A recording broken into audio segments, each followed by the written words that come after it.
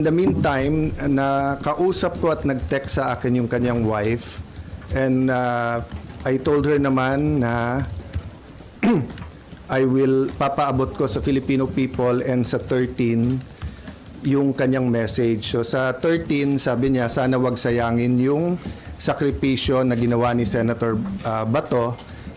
She hopes that we stick together. Tapos eto, sabi niya sa akin, "Good PM, sir. In behalf of my family, we would like to thank you and all the other senators for all the support you have done for my husband. At the same time, I'd also like to ask for forgiveness for all the confusion and havoc it has created in the Senate. It is for this reason I am sure that Ronald made his, in quotation mark, escape.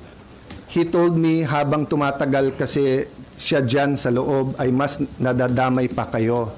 Alam naming hindi lulusubin ng NBI at CIDG and police o sino pang mga militar ang Senate kung wala siya sa loob.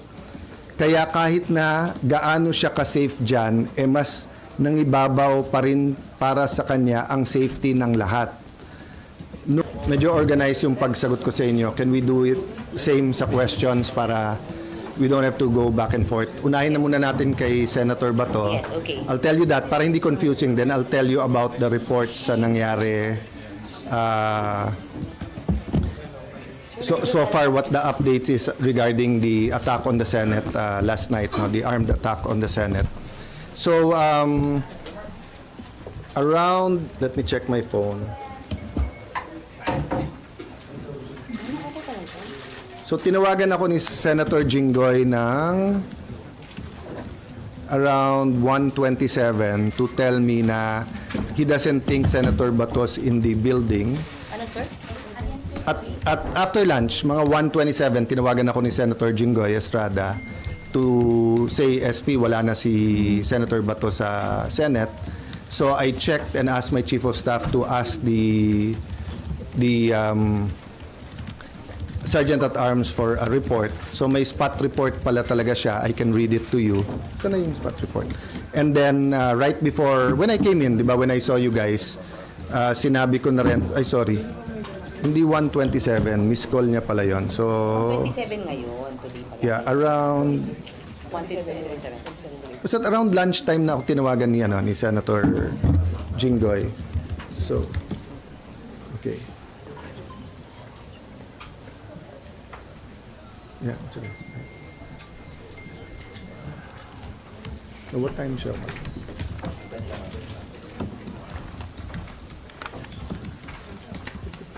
Yeah, what, no, yung not the incident, yung pag-alis ni Bato. Ito. Okay. Yun yung dun kasi sa attack kagabi, hindi pa tapos. So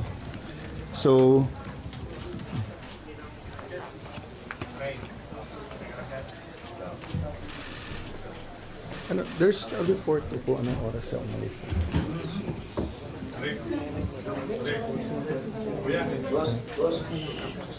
Sir, may mga camera sa likod. Nasaan yung incident?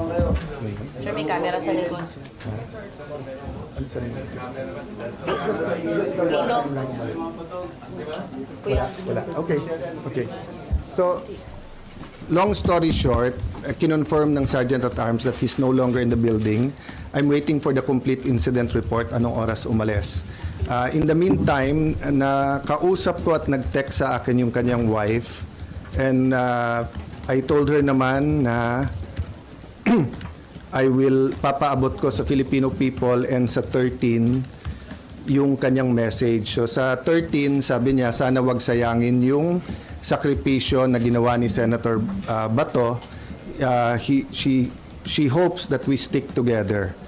Tapos eto, sabi niya sa akin, "Good PM, sir. In behalf of my family, we would like to thank you and all the other senators for all the support you have done for my husband. At the same time, I'd also like to ask for forgiveness for all the confusion and havoc it has created in the Senate. It is for this reason I am sure that Ronald made his, in quotation mark, escape. He told me habang tumatagal kasi siya dyan sa loob ay mas nadadamay pa kayo. Alam naming hindi lulusubin ng NBI at CIDG and police o sino pang mga militar ang Senate kung wala siya sa loob. Kaya kahit na gaano siya ka-safe dyan, mas nangibabaw pa rin para sa kanya ang safety ng lahat. Nung umalis ako ng Senate 9 p.m. para umuwi kami sa bahay, last namin na pag-usapan, dyan muna siya mag-stay put.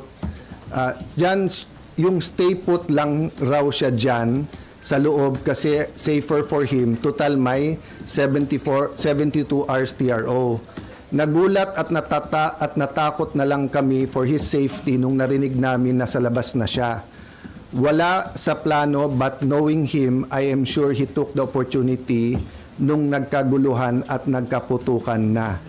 Pasensya na po sir, mahaba message ko, etc. I really do want to thank you and ask for your forgiveness and understandings. Ito lang ang paraan, hoping you find time to read this message. No? So what I did is I also asked the Secretariat, they gave me a report. Up to this point in time, the promise of the NBI Director na he will give me at least two things.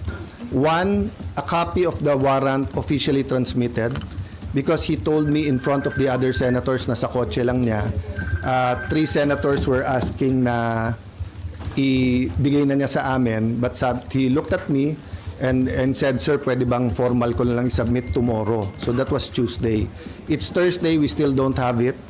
And he promised me na ilalagay namin under his custody yung Shyam, pero magre-report ka agad about the manner that they tried to arrest Senator Bato. And number 3, in connection with number 2, a report dun sa ginulpi nilang isang member ng OSAA. Still zero report from the NBI. So I'd like to clarify to everyone, we did not arrest Senator Bato.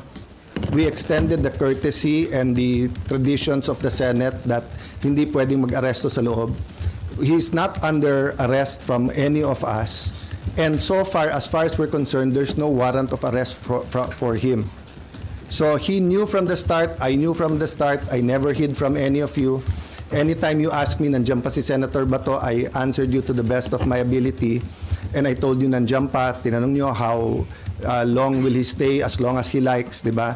So he made that decision on his own. I found out when Senator Jinggoy called me. I had no idea last night because he came pa to see Sec John Vic. So I brought Sec John Vic sa taas, sa 5th floor because ni-request nung isang staff na, sir, hindi pa alam sa 5th floor na secure na at hindi pa nila alam ang nangyayari. Baka pag umakyat yung mga pulis, baka may gulo. So I went up, medyo naka-vest at armado pa yung OSAA. So Sec John Vic asked them na lahat may barel, ibaba yung barel. We explained the situation that OSAA is still in charge inside but there's a joint investigation. Little did we know na hindi pa fully secured when we answered you because nga may na-aresto actually kagabi. Diba? I think na-report nyo na lahat. So I just promised Sec John Vic that I'll wait for his report and that siya magsasabi sa details para nga walang misfire, miscommunication o accusation. But since someone close to me sent me a text,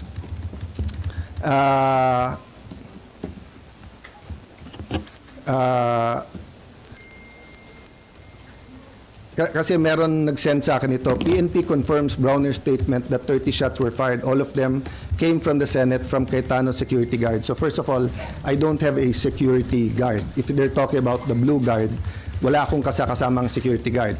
If they talking about my security, they're also from the PNP. I double-check before going here. Walang nagpaputok sa kanila.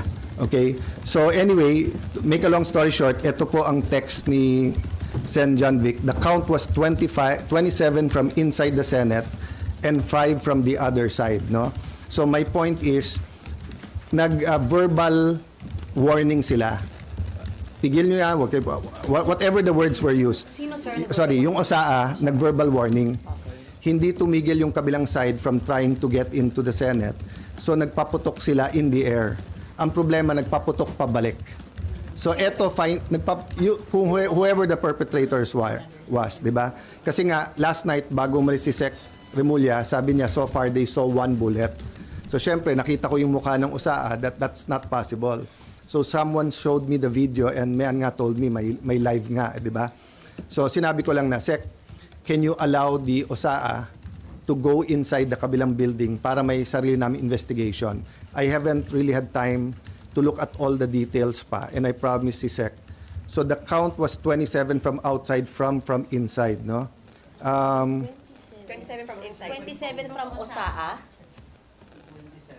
27 from OSAA, sir? Yes, na Up. count nung putok. From OSAA. Yes. 5 from the kalaban. Yes. Kasi ang warning shot, itutuloy-tuloy mo yon until nga, kaya mo wina-warning, ayaw mo magkabarilan, di ba? So, kailangan umalis. Okay. But instead na umalis, nagputok pabalik. So, I won't defend or say much more, yun lang. But eto, kararating lang sa akin yung text ni Sec Remulla.